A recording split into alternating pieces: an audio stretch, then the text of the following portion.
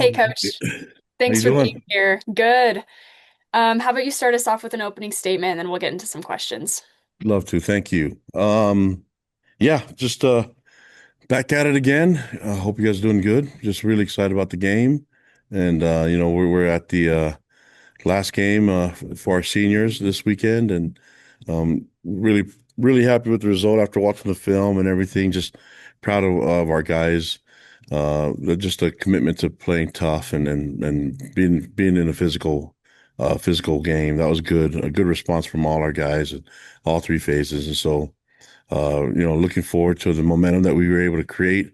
And just we need that going into this last game. And we knew going into that game that Cincinnati was going to give us their best shot. It was their senior night. And now we're here at our senior day and our senior game.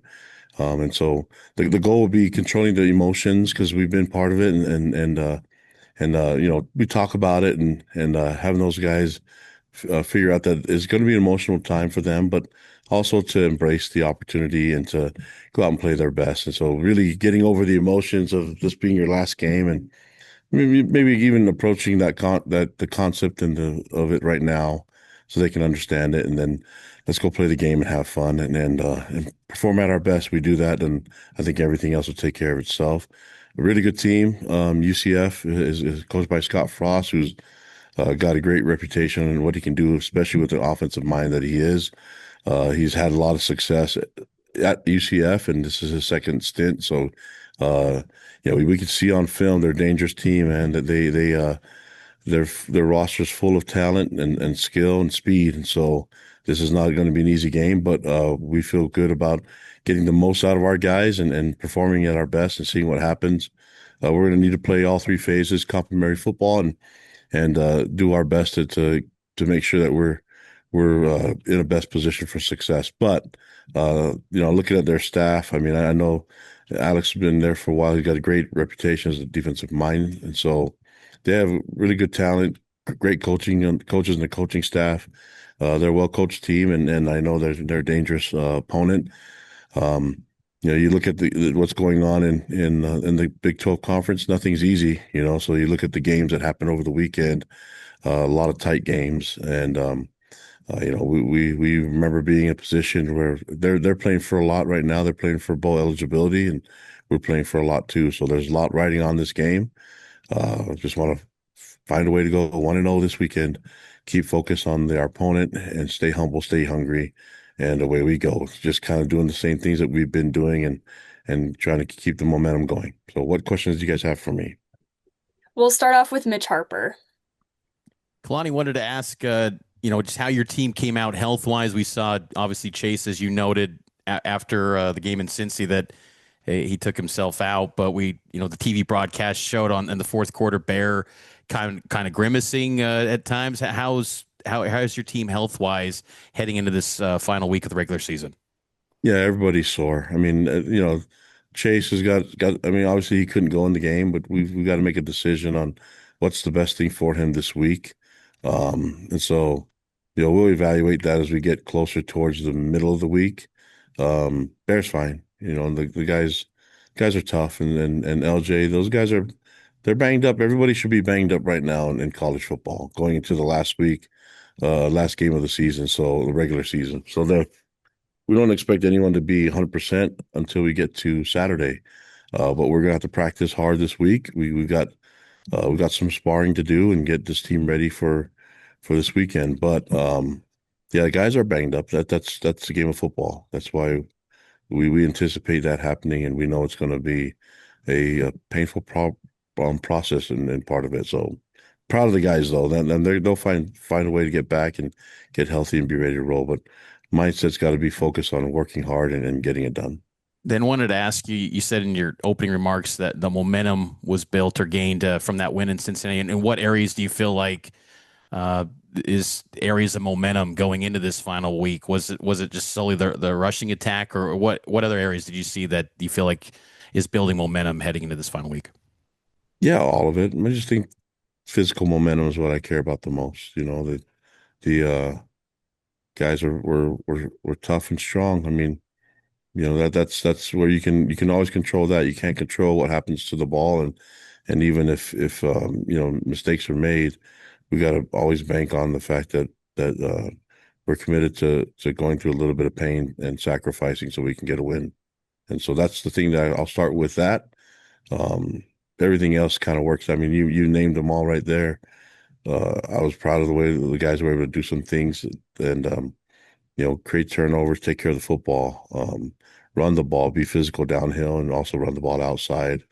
We were able to possess the ball. I mean, A-Rod doesn't get enough credit for what he's able to do as an offensive coordinator. I'm going to keep telling you that he's a dream if you're a defensive coordinator to have because he complements, doesn't have an ego, and he's all about getting a win. So I love the way that the coordinators have worked together. That's with A-Rod, Jay, and K-pop, and the way they were able to work in harmony. It reflects in the way the players, uh, work together on as a team in all three phases. Next question from Brandon Gurney. Speaking of physical play, second week in a row, your defensive line was honored with the defensive line of the week in the Big 12. Can you comment on just how well their play has been and how big that's been for your team overall? Yeah, I think I mean the guys are understanding a lot of what they can do up front. We have a lot of young guys that are still learning and growing in the system, but it's also good to see leaders like Keanu and JT. Those guys do some wonderful things up front, and then you combine that with what Vil and Bodie and Clegg and Tausili and Nusi, all those guys in the mix, man. You get a bunch of guys with Anisi and those guys are all playing great football and they're doing it at a high level. And I think you have to kind of look at their coaches too. They do some really good things together, man. And it's been nice. And I know a lot of the attention goes to the linebackers, but there's people in front of the linebackers making stuff happen and getting pressure on the quarterback and causing interceptions, things like that.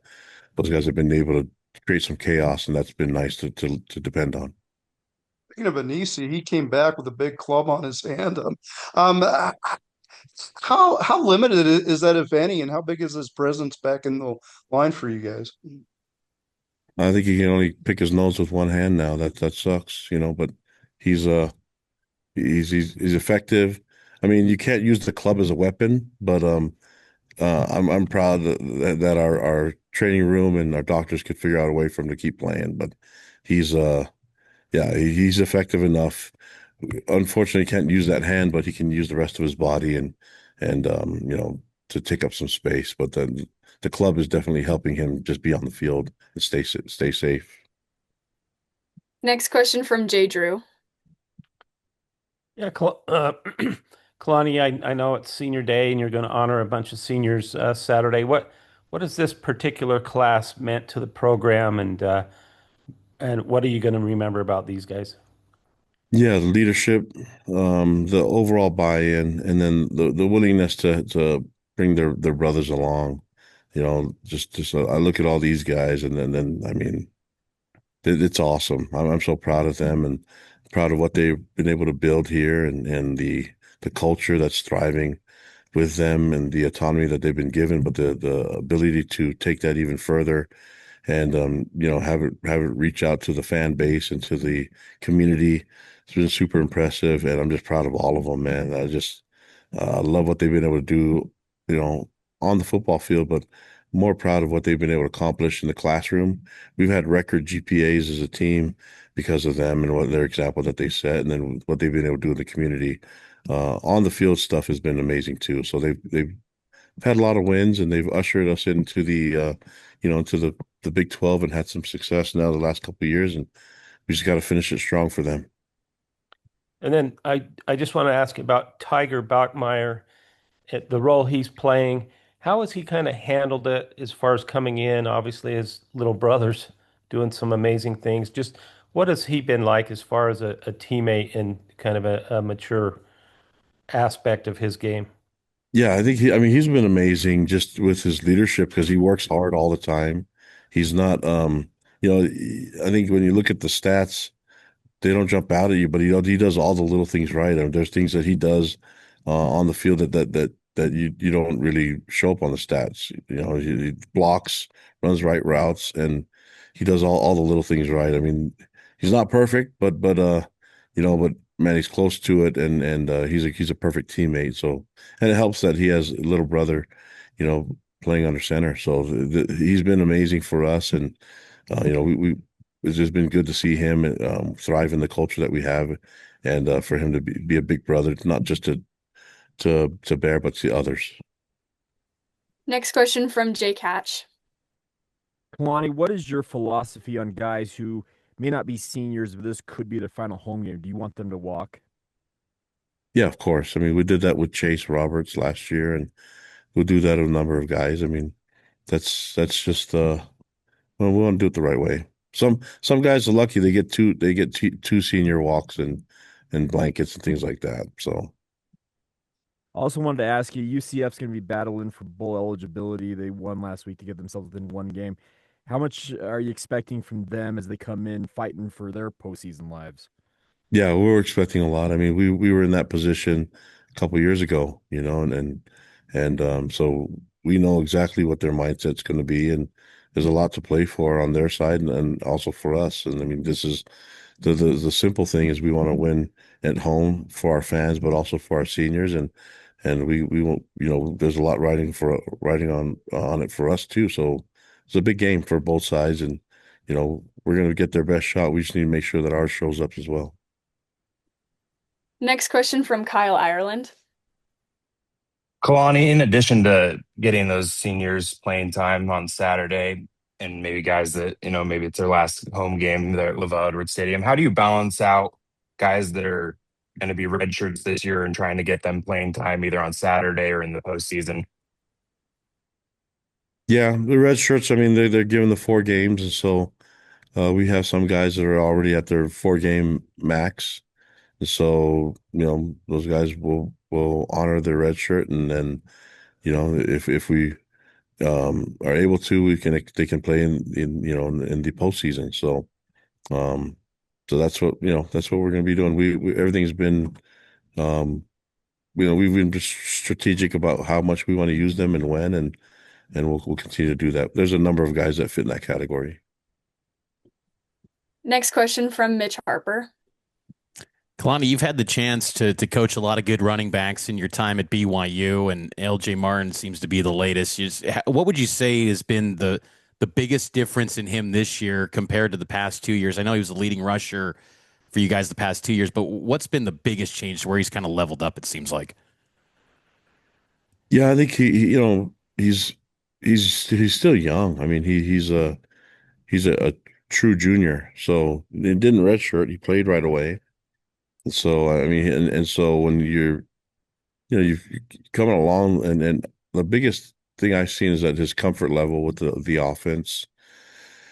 I mean, he's not learning anymore. This is stuff that he knows really well, and then he's also giving some advice on what he wants and what he wants to do and type of runs that he likes. I mean, it's nice when we're in timeout and we can sit there and look at him and say, "What do you like?" And he's kind of like, "I like everything, but this is what we're good at." And so it's nice to have him be part of that. And when you're brand new to it, I think a lot of times you're still trying to learn it and you're just trusting it. Now he's owning it, and he has a say on what he wants to do and when he wants to do it. And so um he wanted to run the ball a lot, and we gave him 32 runs. So uh I think we can trust him. He's a team leader. He's voted captain by all his peers, and so to see the growth that he's been able to make from when he first got here as a true freshman and to where he's at now has been awesome. And he keeps growing and getting better every day. And for guys like him, you noted he's a true junior. He might have a decision after this year. Do you and Coach Unga and Roderick, do you guys talk to him about where he's at as far as his thinking now, or do you wait until after the season to kind of cross that bridge? No, we've been talking about him and his situation the entire year. So we're if you're going to be there are phases and when you want to do that, but we know he's a next level player, and he doesn't even want to think or care about that right now. He wants to win this week, and that's what I appreciate about him. But yeah, we have to, as a head coach and as coaches for us, we want what's best for our young men. And if guys feel like there's a chance that they may be able to go to the league early, then we want them to walk this weekend. And worst case scenario, they get two senior blankets. Last question will be from Jake Hatch. Yeah, Kalani, a bit of a two-parter. So I'll start you out with the first part. Do you feel like LJ, you may have like put him like kind of right up against the barrier of how many reps you could give a guy in a game with those 32 carries, like 35 touches overall? You said, is That that the about barrier? that about as many as you want to give a guy in game, or is it I guess fluid in a way? No, he could do more. He knows that too. The question is when and how, and his body is feeling great. I mean, when you run that much, you're gonna get. I mean, and he just didn't just run; he was physical. So, yeah, you're gonna get little sore and all that, but it's gonna feel good. No, nobody was happier than him after the game. So uh, if you give him the ball that many times, he's gonna do things with it that's unique and special. And he's in the right mindset and right, uh, I guess, right feel with his body that he can do that. And assuming you have this game in control on Saturday, would you give thought to resting guys like that as you get the control of said game? Well, you've been around me long enough now. You think I'm gonna rest guys and give the backups a chance to play, or that's what you've seen from me, right? That's so yeah, that's. But let's take care of the game. Let's get to the game first. You can never assume anything in any game. So I heard the questions. I mean, every game is close in the Big 12, and I'm not saying that we have to plan for everything, but we have to plan for everyone's best shot. And if you don't focus on what's the task at hand, then you get in trouble. And we saw that happen with a lot of teams that took others, you know, that didn't. I don't know if it didn't take them seriously or their best showed up, and you had all these tight games over the weekend, and that's happened all year long. And we've had maybe people didn't take us seriously. I have no idea, but all I know is I can control what we do, and so nothing's going to be easy. I can't assume anything other than we have to be at our best, and that's my job as a coach. Get these guys ready to go, get them committed to playing physical style of football, and then the rest takes care of itself. All right, that'll be it. Thank you, Coach. Thanks, guys.